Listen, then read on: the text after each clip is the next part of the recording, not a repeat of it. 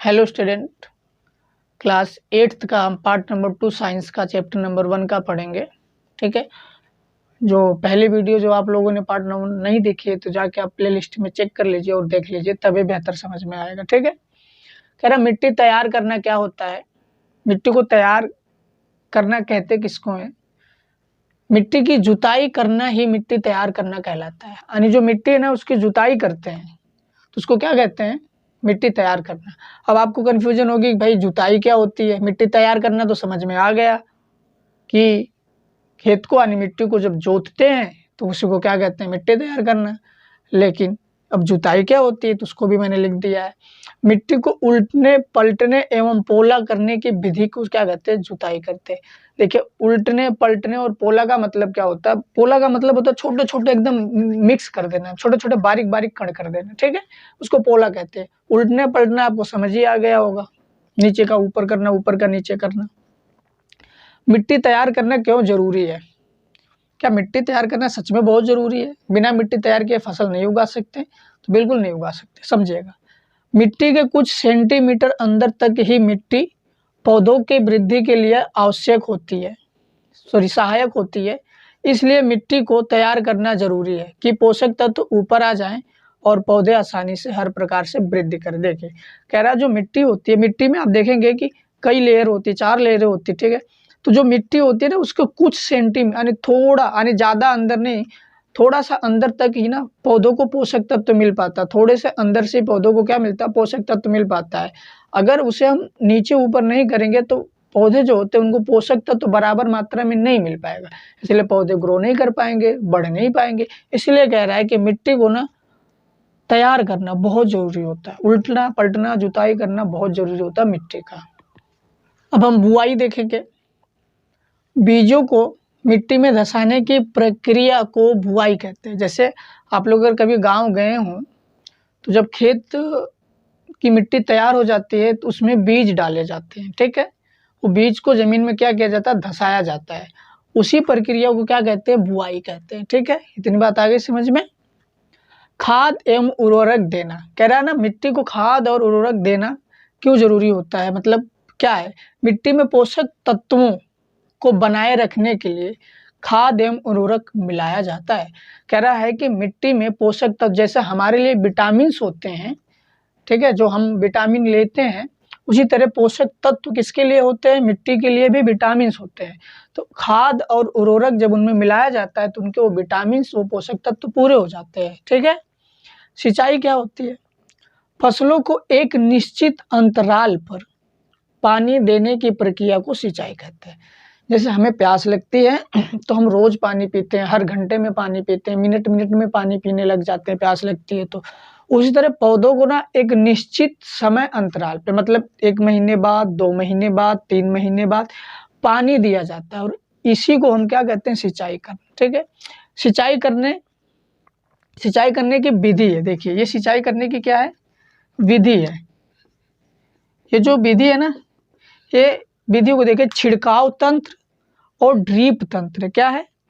छिड़काव तंत्र और ड्रीप तंत्र। ये आधुनिक विधि, एकदम मॉडर्न जमाने की, जो अभी हमारे समय में जो चल रही है वो सिंचाई करने की विधि, एक छिड़काव तंत्र और ड्रीप तंत्र।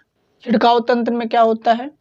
जो सिंचाई की जो विधि है छिड़काव तंत्र, उसमें क्या होता है? यह विधि असमतल भूमि की सिंचाई के लिए उपयोग की जाती है। असमतल का मतलब होता है कहीं पे नीचे हो, कहीं पे जमीन ऊपर हो। ठीक है, यानी खाल ऊंच आप जिसे कहते हैं, कहीं पे नीचे हो, कहीं पे ऊपर हो। ठीक है, उसको हम क्या कहते हैं? असमतल भूमि। जब वहां पे सिंचाई करनी होती है तो छिड़काव तंत्र का उपयोग किया जाता है। कैसे किया जाता है इसके बारे में थोड़ा सा जान लेते हैं।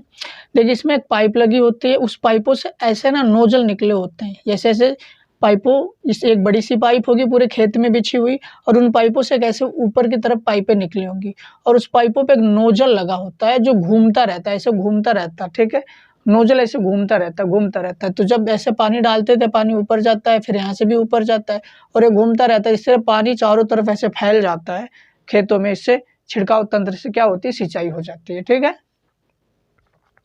दूसरा है ड्रिप तंत्र। इस विधि में जल बूंद बूंद करके जल सीधे पौधों की जड़ में जाता है, जिससे पानी की बर्बादी नहीं होती। कह रहा है ना, इस विधि में क्या होता है?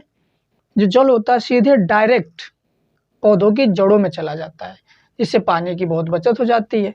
देखिए एक पाइप ऐसे लगी होगी, उन पाइपों में ऐसे छोटे छोटे पाइप लगे होंगे, ठीक है, छोटे छोटे पाइप ऐसे लगे होंगे और वहाँ पे ना पौधे लगे होते हैं। तो जब यहाँ से पानी आता है देखिए डायरेक्ट पौधों में जाता है, ठीक है, ऐसे डायरेक्ट पौधों में जाता है। ये बिना ये वाला हिस्सा नहीं भी लगाएंगे तब भी अपना काम हो जाएगा। देखिए ये हिस्सा अगर आप नहीं भी लगाते तो अब यहीं पे आपका पौधा होगा, यहाँ पे पौधा होगा, यहाँ पे पौधा, तो यहाँ से जो पानी आएगा डायरेक्ट कहाँ आ जाएगा, इस पौधों में आ जाएगा। तो इससे क्या कहते हैं, ड्रिप तंत्र विधि कहते हैं। क्या कहते हैं, ड्रिप तंत्र विधि। सिंचाई की क्या है, एक ड्रिप तंत्र विधि है। अगला पॉइंट है खरपतवार से सुरक्षा। फसल में फसल के अलावा और भी पौधे उग जाते हैं जिसे खरपतवार कहते हैं। आपने अपने घरों में, आप अपने घरों में कचरा जब हो जाता है, आपके घरों में जब कचरा हो जाता है तब उसे उठा के ले जाके बाहर फेंकाते हैं। ठीक उसी तरीके से कह रहा है, फसलों के बीच में कचड़े हो जाते हैं, कुछ अलग प्रकार के पौधे उग जाते हैं जिन्हें क्या कहते हैं, खरपतवार कहते हैं। ठीक है, फसलों की इससे सुरक्षा पाने के लिए फसलों में निराई कराते हैं। निराई क्या होता है, कह रहा है ना कि इन जैसे आप क्या करते हैं, कचड़ों से जो आपके घर में कचड़े हो जाते हैं उनसे आप निपटारा पाने के लिए, उसे हटाने के लिए सफाई करते हैं। उसी तरीके से जो भी फसल में पौधे अलग टाइप के उग आते हैं उनको हम हटाने के लिए जो काम करते हैं उसको निराई कहते हैं। ठीक है, फसलों में से खरपतवार हटाने की जो क्रिया होती है, प्रक्रिया होती है, उसको क्या कहते हैं, निराई कहते हैं। बात आई समझ में। अब आता है खरपतवार को हटाने के लिए रसायनों का उपयोग भी किया जाता है। रसायन मतलब केमिकल का भी उपयोग किया जाता है जिसे खरपतवार नाशी कहते हैं। क्या कहते हैं, खरपतवार नाशी कहते हैं।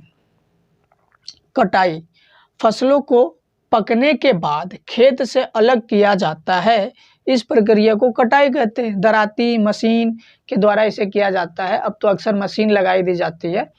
आपने गांव में देखा होगा, जब फसल पक जाती है तो उसको किसान क्या करते हैं, काटते हैं, काट कर घर लाते हैं। इसी को क्या कहते हैं, कटाई करना कहते हैं। ठीक है ना। अब आता है थ्रेसिंग। थ्रेसिंग क्या होती है, काटी गई फसलों के दानों को भूसे से अलग करने की प्रक्रिया को थ्रेसिंग कहते हैं। जब फसल काट लेते हैं, उनको घर लाते हैं, तो जो दाने और भूसे अभी एक साथ होते हैं उन्हीं दोनों को अलग किया जाता है और इसी प्रक्रिया को क्या कहते हैं, थ्रेसिंग कहते हैं। ठीक है। अब कह रहा भंडारण, अनाजों को सुखा कर रखने की प्रक्रिया को भंडारण कहते हैं। कह रहा है जब हम भूसे से अनाज अलग कर लिए, दाने अलग कर दिए, तब उसको सुखाया जाता है और उसे रख दिया जाता है। इसी को हम क्या कहते हैं, भंडारण कहते हैं। ठीक है। और कहाँ कहाँ किया जाता है, साइलो और भंडार घर में अनाजों को रखा जाता है। जंतुओं से भोजन, हमें जंतुओं से भोजन भी मिलता है। जैसे हम जंतुओं से भोजन प्राप्त करने के लिए क्या करते हैं, उसको पालते हैं। क्या करते हैं, पालते हैं, जिसे पशुपालन कहते हैं। जैसे मीट लेना हो, हम मीट अगर जंतुओं से खाते हैं, जंतुओं का मीट खाते हैं तो पालते ही हैं। ठीक है, दूध लेते हैं, पालते ही हैं। ठीक है, अंडे खाते हैं तो पालते ही हैं। और भी जंतुओं से हम चीज़ें लेते हैं, जैसे चमड़ी उनकी हो गई, दांत हो गए, ये सब हम उनसे लेते हैं, अपने काम के लिए इस्तेमाल करते हैं।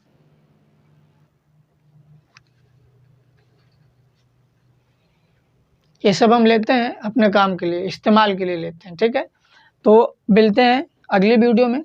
तब तक के लिए अपना आप ध्यान रखिएगा।